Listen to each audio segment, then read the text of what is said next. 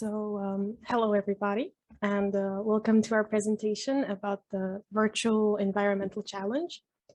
We named our project the Community Garden, and we would like to tell you more about it in the following slides. Welcome to our university. Before we get into the details, we would like to introduce our university and our team. We study at the Matej Bell University in Banská Bystrica in Slovakia at the Faculty of Arts, where the project is also being realized, more specifically at the Department of Roman Studies. We were working on this project during our French syntax lessons, which were led by Ms. Chovancová, who was a great help with the entire project. We are very excited to be working on a European project, and it was a great learning experience for us to be a part of something grand like this. We are also overjoyed to be representing our school. Let's meet the team. Our community garden has been brought to life by a team of 6 people, 5 students with the help of our professor. So let us introduce ourselves a little.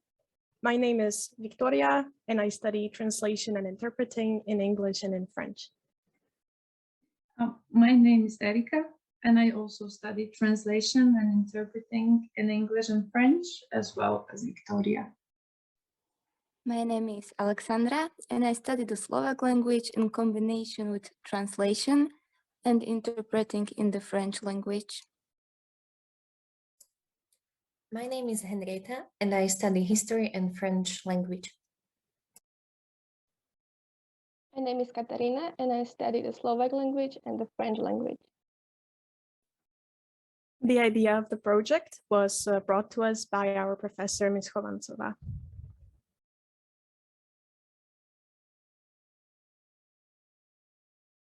So let's move on to how it all started. So as we mentioned before, the very idea of VEC got to us thanks to our professor, who we already mentioned. We got together and started thinking of what project we could tackle.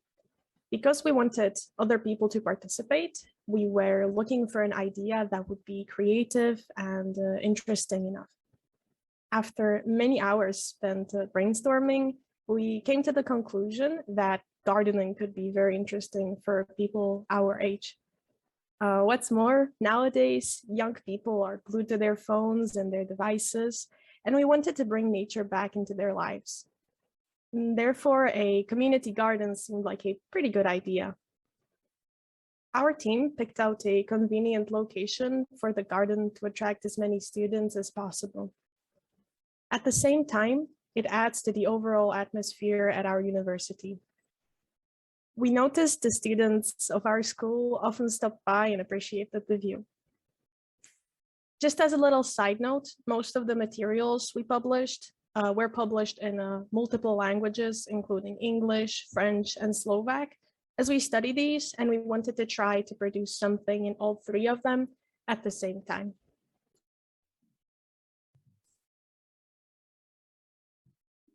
Step 1. Logistics. Let's talk about the logistics of the whole project, mainly about the place we picked out, the design, and the herbs we chose. So our first real struggle was picking out a place. We had to consider many factors, such as good natural light, the right temperature, the proper type of soil, and humidity, so it's not too dry. We decided to place everything in the interior of our school because the weather outside is not suitable for planting at this time of the year, as it's too cold and sometimes it even snows. Speaking of the design, we wanted to choose colors that are pleasant to the eye, not too contrasting and not too light. As it is garden, we chose natural colors and designed the whole place in a minimalistic way. Choosing the herbs was probably the most enjoyable part of our brainstorming. After many hours, we came to an agreement and finally chose the following: dill, chives, basil, tomatoes, cayenne pepper, lavender, and hyacinth. So let's talk about herbs now. Here's the overview of the herbs. Let me describe them in a more specific way. The first one is dill. This herb is sensitive to temperature, so the spring is the best time for its planting. When used as a companion plant, dill attracts many beneficial insects as the umbrella flower heads go to seed. Dill is now widely cultivated in Europe, India, and North America. The next one is chives. This is a commonly used herb and can be found in grocery stores or grown in home gardens all year round. Its flowers are edible and can be used in salads, but the green stalks are used as an ingredient in the kitchen more often than flowers. Chives have a wide variety of culinary uses in many countries. The third one is basil. The plant is extremely frost sensitive and grows best in warm climates. The leaves are used fresh or dried to flavor meats, fish, salads, and sauces. Basil tea is a stimulant. The name basil comes from the Latin basilius, meaning royal, possibly because the plant was delivered to have been used in the production of royal perfumes. Basil is likewise sometimes referred to in French as le royal. The ancient Egyptians and ancient Greeks believed that basil would open the gates of heaven for a person passing on. When planted next to tomatoes, it protects tomatoes from harmful insects thanks to its fragrance. Well, tomatoes are edible berries and are consumed in diverse ways, raw or cooked in many dishes, sauces, salads, or even drinks. What may be interesting for you is that while many people consider tomatoes vegetables, they are actually botanically classified as berries, in other words, fruits. Tomatoes are widely grown in temperature climates across the world, and growing them in greenhouses allows their production through all seasons of the year. The next one is cayenne pepper. Cayenne pepper is a small fruited pepper, and it's said to have originated in South America, more specifically Cayenne, French Guiana. Immature cayenne pepper is green, mature is red, and the spice is produced by drying and grinding the orange to deep red fruits. Cayenne pepper is available all year round, and it's a fantastic source of antioxidants and other plant compounds that protect our cells and promote health. With its benefits, we can increase our metabolism and so aid weight loss. Another one is lavender. Lavenders are small evergreen shrubs with purple flowers, sparsely arranged on spikes. The fragrance of the plant is caused by shining oil glands embedded among tiny, star-shaped plant hairs. By distillation, we can obtain lavender oil of the flowers, which is colorless or yellow liquid and is used in fine perfumes and cosmetics. The other type of oil, spike lavender oil, is distilled differently, which means from a somewhat inferior grade of lavender. Oil of spike is used in painting or on porcelain or in soap manufacture, for example, and the oil seems to have calming effects and might relax certain muscles. People use it for anxiety, stress, insomnia, depression, dementia, and many other conditions. And the last but not least is hyacinth.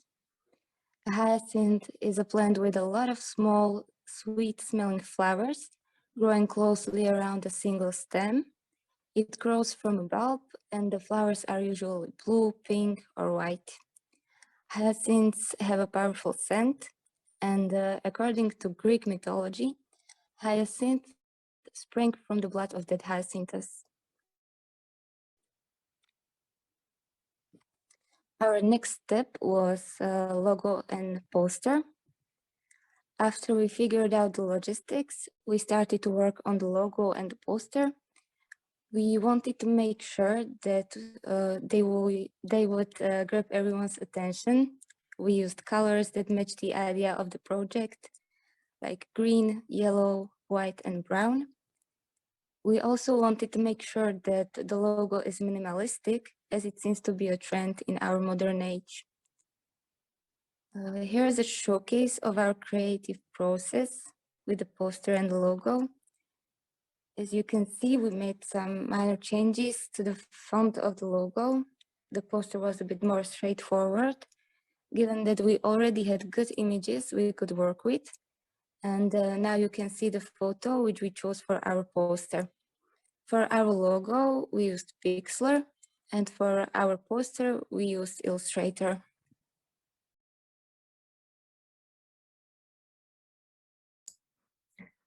So now we can start to talk about an actual manual work. After choosing the location of the project and creating some more materials, we finally went to buy gardening tools, pots, seeds, and soil.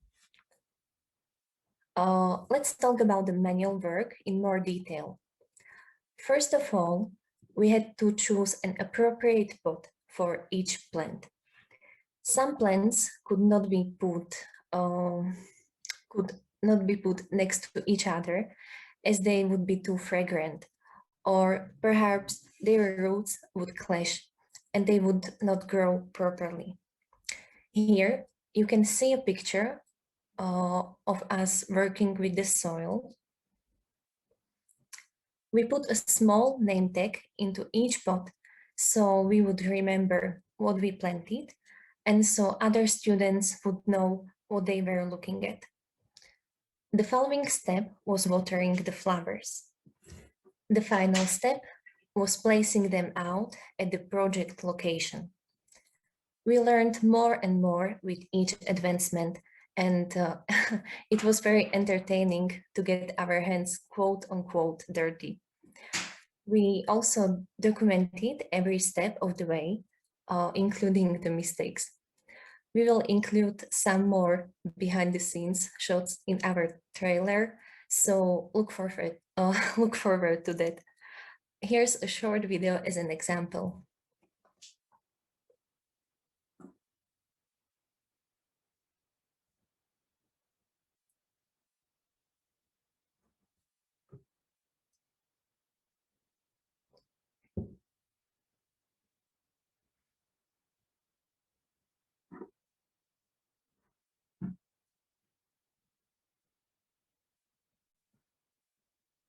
So that was our hard work. Step 4, to make other people interested in the project, we also created interactive materials all by ourselves. More specifically, the poster you've already seen, descriptions of chosen herbs in multiple languages like English, French, and Slovak. And on top of all of that, we posted photos and invitations on social media and our university website several times to make sure nobody would miss it. For description of plants, we used small cards to catch students' attention because we know that too much text would turn them away. On cards, we wrote the most general information about the plants and interesting facts about their names, origin, and planting. Basically, the same information you could hear us talk about during the presentation. Once again, we used the same colors as we were using the whole time, so everything would be nicely connected and coherent.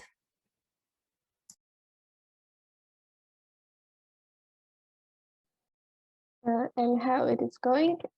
After a few weeks, we could see the first results springing up from the soil. So far, the dill and the hyacinth bloomed quite nicely. After those, basil and cayenne pepper started to appear too. We are still waiting for tomatoes and chives to grow, but it will be some times before that happens. It's not their season yet. We're sure they will be just as cool as to watch as the other ones though. Some students have already brought their own plants to the garden, for example, mint and some succulents, which we are very proud of. It's very heartwarming to see our project take off. And this brings us to the end of our presentation. We would like to thank everyone for giving us this great opportunity to do something green for our school and to raise environmental consciousness in such a funny and engaging way. As we mentioned before, a few students already participated and they brought their own plants. It really makes us happy we can include that we can include others. We plan on keeping the garden up for as long as there is interest in it. And we hope we can perhaps find a bigger space for it on our campus or even expand it to the outside since the weather will be more pleasant in the summer months. Thank you for your attention and have a nice day.